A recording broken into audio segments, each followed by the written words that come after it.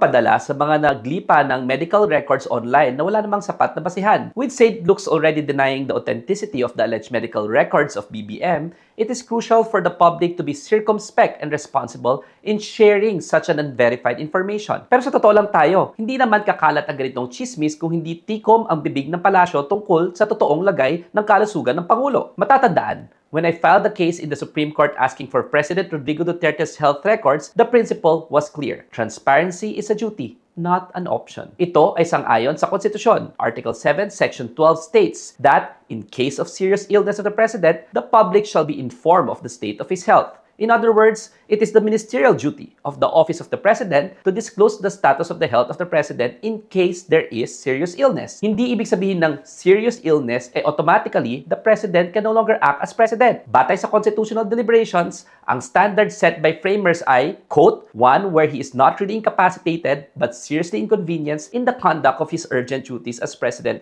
end quote. So kahit na seriously inconvenienced lang ang Pangulo, ministerial duty ng palasyo na i-release ang kanyang health record. Pero sa akin lang, kahit the President is not seriously ill, I still favor disclosure just to, once and for all, put an end to chismis about his health. So dalawa ang scenarios. Kung may serious illness, duty ang pag-disclose sang-ayon sa batas. Kung walang serious illness, it is practical for them to disclose para lang matapos na ang haka-haka. Transparency is the bedrock of accountability, and the Filipino people deserve nothing less than the unvarnished truth about their leaders' capacity to govern. Agyaman at Radio De Leon po at dapat patas sa batas.